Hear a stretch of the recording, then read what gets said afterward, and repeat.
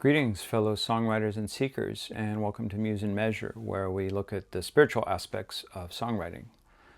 Our question today comes from Peggy in Ottawa, who asks, is it possible to be spiritual and also be an atheist? Well, Peggy, I can say without any trepidation that the answer is a resounding yes. In fact, I believe you can even be more spiritual as an atheist than if you prescribe to a certain religious framework.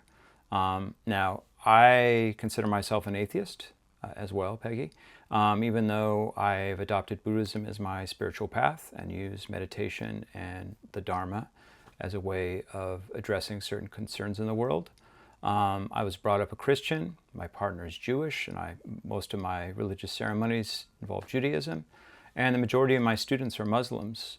So I have a great deal of respect and love and admiration for the world's religions, and find a lot of beauty in what has come out of those religions. Of course, there's all kinds of other bad things about religion, but we're not going to get into that right now. And let me explain to you what I mean by why you can be even more spiritual without the religious ideological framework. It's because when you have a direct experience of awe or the sublime, you are not going to then quickly assign it to a certain religious story or a certain dogma. You're not going to jump to that conceptual framework, and you're just going to be more likely to just rest in that awe and experience without having to tie it to some story or narrative or some kind of dogmatic structure. You still can experience awe, wonder, transcendence of the self, even without any kind of religious background.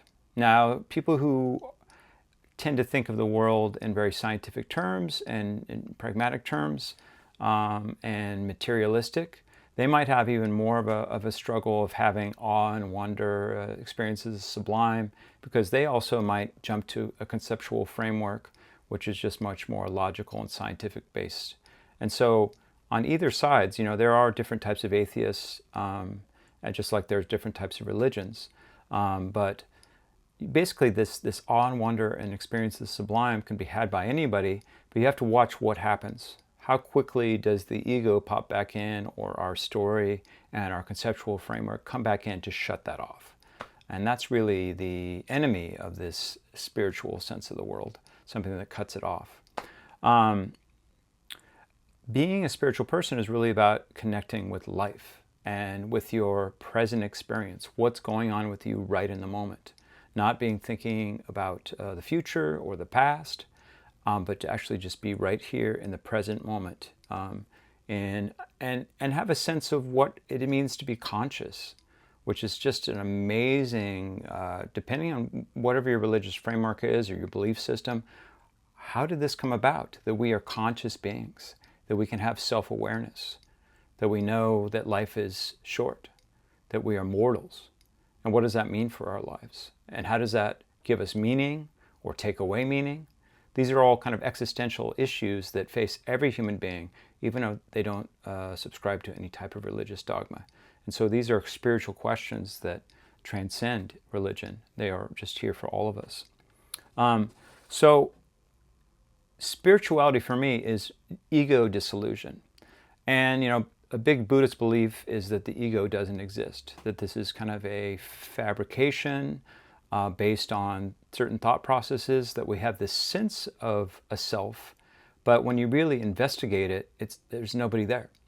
And actually neuroscience has really pointed this out as well. Now, kind of the neurological terminology for it that I use is the default mode network. I don't know if neurologists would agree with that, but it's basically this part of the mind and the brain that is concerned with your biographical information, about how you view yourself, worrying about the past and the future, what other people think of you, and kind of is protective of yourself. Now, obviously, we evolved this ability for very important reasons. We had to protect ourselves. We have to worry about our environment. We have to worry about prey and foes and enemies possibly harming us. So we have this protectiveness. But in the contemporary world where these dangers are not so pressing, depending on your situation, obviously, these still creep in, and they're still kind of running the show when they are unnecessary. And they really kind of shut us off from this direct experience of the world through our senses. And they immediately jump to concepts, which concepts are dead. You know, they are something that are an afterthought out of experience. And so concepts obviously are valuable. Otherwise, we would go around the world and not knowing what anything is. But unfortunately, they overdetermine our experience and kind of shut us off from the awe and wonder that we had as children. And so spirituality is trying to get back to that state and actually get to a transcendental state where it's not just like you're back in babyhood and you're just like all the time looking around.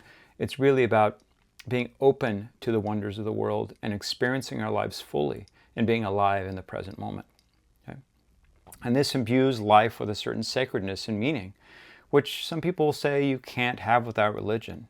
But I don't really believe that. I think this feeling of meaningfulness and that there's some kind of connectivity in the world, something that's beyond ourselves, is really the basis of spirituality.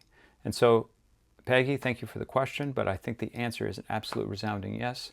We can absolutely be spiritual and be atheists, and I look forward to hearing about your experience. If anyone has any ideas of their own and wants to argue with me or can confirm this or has other thoughts, please put them down in the comments. If you want to ask me a question or want to engage in some kind of debate with me, you can do it at my email address, tyler@musemeasure.com.